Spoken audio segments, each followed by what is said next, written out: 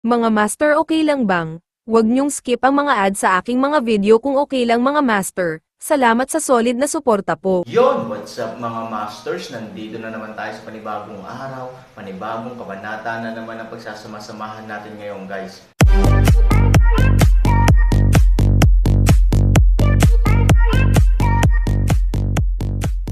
Bali mga masters, kung bago ka pa lang po sa aking YouTube channel, please click the subscribe button, lalong-lalo na po yung notification bell guys, para maging connected pa rin tayo sa isa't isa at maging updated kayo sa mga susunod ko pang video.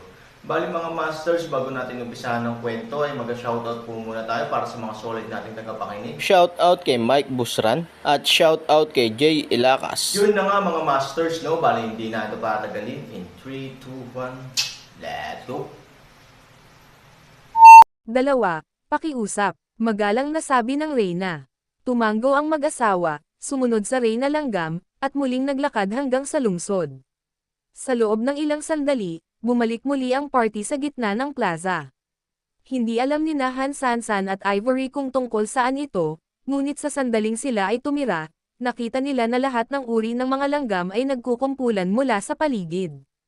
Sa malawak na view, ito ay isang malaking lugar na siksik at madilim. Awkward na ngumiti si Aaron at bumulong kay Ivory, nakaligtas lang ng higit sa 70 tao. Gusto mo bang pasalamatan ako para sa gayong malaking labanan? Malumanay na binangga ni Ivory ang Aaron at nakangiting sinabi, siguro ang mga tao ay hindi nagpapasalamat sa iyong kumpiyansa. May kilala ka bang mga alien? Mayroon ding iba't ibang mga alamat sa mundo na napakahusay nila. Ibang-iba sa kanila ang ilang tao. Sa tingin mo baka alien ka sa paningin nila? Walang magawang sinabi ni Aaron, ibig mo bang sabihin ay naging unggoy ako? Para ipakita sa kanila ang isang dula. Si Ivory ay nagbigay ng puting tingin at nagbiro, maaaring tama iyon. Sa oras na ito, ang Reynang Langgam ay tumingin sa paligid sa karamihan ng tao.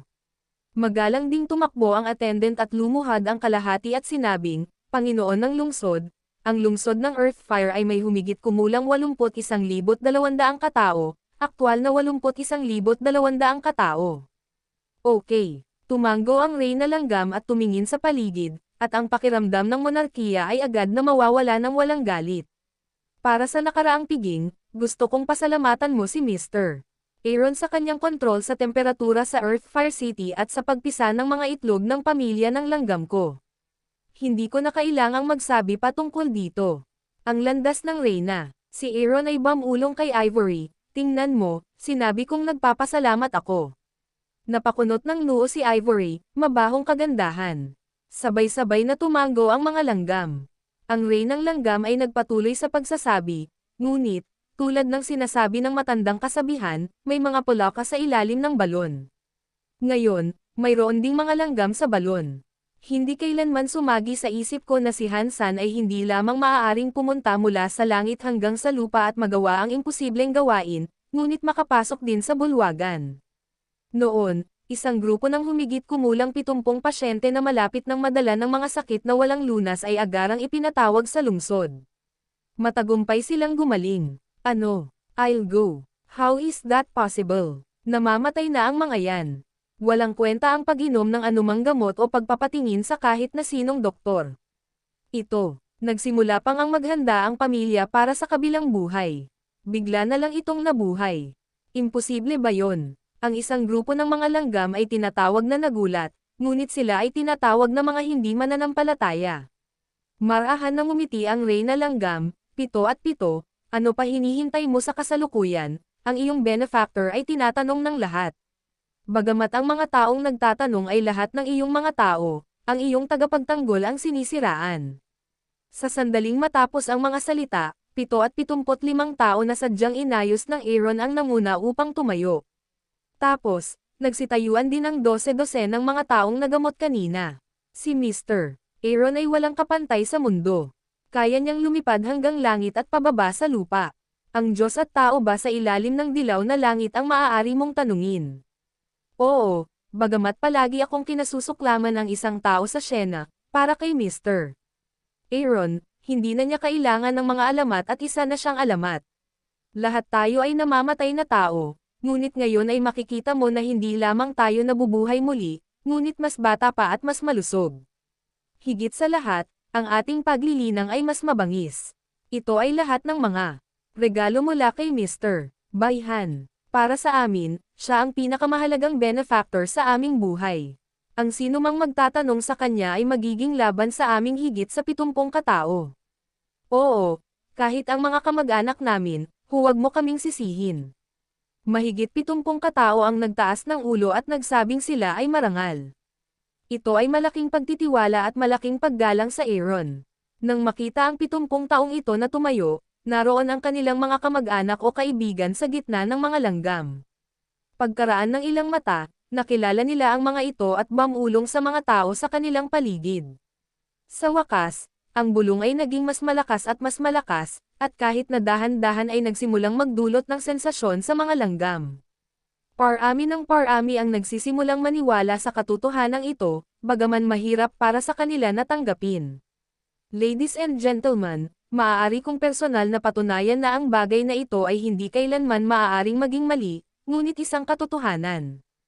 Isang hakbang pasulong ang Reyna langgam at ngumiti, ngunit nang magsasalita na sana siya, nagulat siya nang malaman niya. Bigla siyang nahimatay sa lupa. Ang biglaang pagbabago ay hindi lamang nagpakaba sa lahat ng mga langgam sa eksena, ngunit nagdulot din ng pag-aalala kaagad kina Han Sanchen at Ivory. Mabilis na tinulungan ng entourage ang nahimatay na Reyna langgam, ngunit ang taas ng Reyna langgam ay masyadong malaki para sa kanila, at ang kolonya ng langgam ay natarante ng ilang sandali. Sa kabutihang palad, sina Ivory at Han Sanchen ay tumugon sa oras. Hinawakan ni Ivory ang nanghihinang Reynang langgam, habang si Han Sanchen ay agad na humawak sa harapan at direktang hinampes ang isang piraso ng enerhiya sa kanyang kamay. Kamusta na siya? Nag-aalalang tanong ni Ivory. Bahagyang sumimangot si Han Sanchen, at may nakitang enerhiya sa kanyang katawan. Ngunit bago dumating si Aaron, biglang may nangyaring mas kakilakilabot. Ang mga tagasunod sa paligid ng Queen Ant ay halos kapareho ng mga kanina lang. Bigla silang nawalan ng malay. Sa turn, ang mga langgam ay nagsimulang bumagsak sa isa't isa. Ito ay isang kabuuang 80,000 katao. Isang sama-samang galaw pa lang ay nakakabigla na, not to mention that at this moment, they still fell down collectively. Anong nangyayari? Nag-aalala si Ivory. Bagamat walang gaanong contact, palaging may intersection. Ang mga tao ay gawa sa karne. Paano hindi mag-aalala si Ivory? Bukod dito, kahit na walang intersection, higit sa 80,000 buhay ay sapat na upang mag-alala ang sinuman. Mukhang nalilito rin si Han Sanchen. Sinulyapan niya ang lahat ng tao sa eksena. For a moment, hindi niya alam kung ano ang nangyari. Ang isang tao ay maaaring may problema sa kanyang sarili, ngunit kung napakaraming tao ay mahimatay, ay ano ang problema? Tinanong ni Ivory si Aaron. Bahagyang kumunot ang noo ni Aaron, kung ito ang kaso sa sama-sama, malamang na isa lang ang posibilidad. Sinabi ni Ivory, ang ibig mong sabihin ay sama-samang pagkalason. Tumanggaw si Aaron. Tanging ang posibilidad na ito ang maaaring humantong sa kasalukuyang sitwasyon. Anong dapat kong gawin? You should try to find a way. It's the life of a city, apurahang sabi ni Ivory. Walang sinabi si Han Sanchen. Sa halip, itinuro niya si Chi sa Reyna at mas seryosong ginalugad ang sitwasyon sa katawan nito. Sa wakas, huminto si Han Sanchen. Kinakabahang tanong ni Ivory, paano kung nalasan? Si Aaron ay sumimangot at tumanggo ng mariin, mula sa konteksto nito, ito ay talagang nalasan, at hindi ito dapat mababaw. Siya. Paano siya nalasan? Baka hindi malinis ang mga gamit sa handaan. Kung gayon bakit tayo ayos, ngunit sila. Ang ating katawan ay higit sa 10 beses na mas malaki kaysa sa kanila. Para sa amin, ang lason na maaaring nakamamatay sa kanila ay maliit na halaga lamang, at ito ay hindi man lang magdulot ng anumang sakit sa atin. Paliwanag ni Aaron. Tumanggaw si Ivory, kaya mo bang iligtas sila? Nang marinig ito, tiningnan ni Aaron ang Reyna ng langgam at sinabi sa mapait na boses, ito ay higit sa 80,000 katao. Bagamat kaya kong magligtas ng mga tao, hindi ako makina. Gusto mo ba talaga akong patayin? Napakamot ng ulo si Ivory. Siyempre ayoko, pero para makikita mo naman na napakaraming buhay kung tutuusin. Ngumiti si Han Sanchen at bumantong hininga, sabi ng mga tao na ang mga tao ay sakam. Hindi ko inaasahan. Walang sinabi si Aaron, ngunit tinapik niya ang balikat ni Ivory. Ilagay muna natin ang Reynang Langgam dito saglit. Bumalik na tayo sa palasyo niya at uminom ako ng pagod at gusto ko nang magpahinga. Ilagay mo dito. Natigilan si Ivory, ngunit sila. Ang kanilang sitwasyon. Huwag kang mag-alala. Sinabi ni Aaron na tinulungan niya si Ivory na ilagay ang Reyna Langgam sa lupa, at pagkatapos ay hinailan niya si Ivory, na nag-aalala, pabalik sa palasyo. Nang bumalik ang mag-asawa sa palasyo, hindi napigilan ni Ivory na ibigay ang dati ng hindi natapos na tubig sa Aaron at sinabing, sila ay nalasan. Ilalagay ba natin sila ng ganoon? Huwag kang mag-alala, ayos lang. Baka mag-alala ka rin sa akin gaya ng sa kanila. 3,000 daw. Kakaibang tumingin si Ivory kay Aaron, nag-aalala sa iyo. Hindi ba't sinabi mo na kahit ikaw at ako ay nalasan, hindi ito makakaapekto sa atin dahil sa maliit na halaga? Mapait na ngumiti si Aaron, syempre dapat mag-alala ka sa akin. Anong sabi mo? Napailing si Aaron. Pagkatapos ay lumapit siya sa tainga ni Ivory at mamulong ng ilang salita. Nang marinig ang mga salita ni Han Sanchen, natigilan si Ivory. Storytelling channel sa YouTube. Walang magawang ngumiti si Han 3000, umiling at nagpatuloy sa pag-inom ng sarili niyang tubig. Ibinalik ni Ivory ang kanyang nabigla ang mga mata, at tumingin pa rin kay Aaron na may hindi maisip na mga mata, nagpapanggap silang lahat na nalasan. Paano ito magiging posible? Anong imposible? Napangiti ng mapait si Aaron, bagamat ang galing talaga nila sa pag-arte, sayang naman at nakilala nila ako. May mga senyales nga ng pagkalason sa Queen Anne, pero ang pakay niya ay day-in lang tayo. Para lokohin kita, nilason ko talaga ang sarili ko. Masyado bang exaggerated? Kalsada ng Ivory. Umiling si Han Sanchen. Mukhang baliw ang sumugal sa sarili niyang buhay. Pero kung iisipin mo si Ivory, kung mayroon pang nakatayo sa tabi niya na makakapagligtas ng patay, ano ang silbi ng pagkalason? You mean, you gave her enough confidence. Pero bakit niya ginawa to para lang lokohin ka? Anong silbi kung niloko ka niya? Itinuro ni Hansan ang sarili at nakangiting sinabi, sa tingin mo ba mukha akong tupa? Gusto niyang kolektahin ang aking lana. Si Aaron ay ngumiti at sinabing, kung nailigtas ko siya, hindi mo ba iniisip iyon? Hindi lang ba siya babalik sa kanyang kabataan, ngunit magkakaroon din siya ng malaking pag-unlad at isang matarik na hakbang sa mga nagawa, tulad ng 7 at 7. Ivory ang mga salita ni Han Sanchen ay makatuwiran din. Natotoo rin. Hindi siya dapat maging ang uri ng taong napakaplano at mahilig magsamantala, Ivory Road. Tumanggo si Hanshan, hindi talaga siya ganoong klase ng tao. Sumasang-ayon ako sa iyo. The Queen Ant is fairly honest. Kung gayon bakit niya ginawa iyon? Sa katunayan, sa tingin ko ay direktang hihilingin niya sa iyo na tumulong, at hinding-hindi ka tatanggi, Ivory Road. 3,000 si Han tumanggo. Totoo ito. Kung hindi naging bukas ang isipan at sinsero ng Reyna Ant, hinding-hindi niya ito gagawin. Nagkaroon ng pagkakataong bumaba sa kalawakan sa ilalim ng lupa, hatch ang maliit na dragon ant, at gawin ang 5 elemento na bato ng Diyos. Sa nag-iisa, ano ang gusto ng Reyna ng Langgam magagawa ito ng 3,000, tiyak na hindi siya magiging maramo. Sa katunayan, kaya hindi ko sila inilantad ng harapan, dahil ginawa niya ito, hindi ito para sa kanyang sarili. Alam kong ginawa niya ito para sa buong Earthfire City at sa lahat ng tao dito.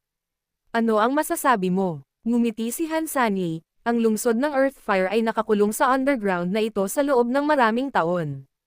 Ang mga langgam mismo ay mas mababa sa mga ordinaryong tao, hindi banggitin ang mga taong demonyo na mas malaki kaysa sa mga ordinaryong tao.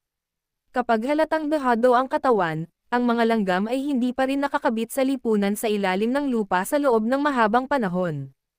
Isang malaking kagalakan ang alisin ang krisis sa Landfire City, ngunit may isip natin ang krisis na nakatago sa likod ng masayang pangyayari.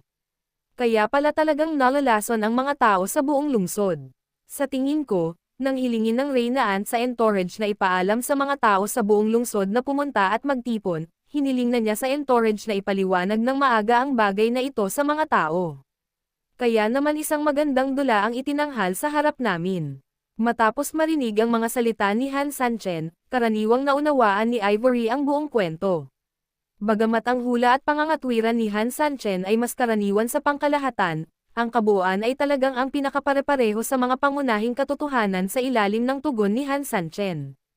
Ibig mong sabihin, para maniwala ka na lahat ay nalasan, sa katunayan, sa buong plano, o sa pagtatanghal, ang reyna lang ng langgam ang pinakamalapit sa iyo, at alam mong ililigtas mo muna siya, kaya siya ay talagang nalasan ng mapait na karne, habang ang iba ay kumikilos. Tanong ni Ivory. Tumango si Aaron. Dapat nga, kung titingnan ng karakter at estilo ng trabaho ng Queen Ant, hindi niya maaaring hayaan ang mga tao sa buong lungsod na makipagsapalaran sa kanya. Bukod dito, kahit na makatipid ako ng iilan, kahit 12 ng tao, hindi niya alam kung makakapagligtas ba ako ng 10,000 tao. Kaya, tumango si Ivory. Ang sinabi ni Han Sanchen ay hindi makatwiran. Then she looked at Aaron. Ano ang susunod mong gagawin? Yun na nga mga masters, no? Bali panibagong kabanata na naman yung natapos natin ngayong gabi.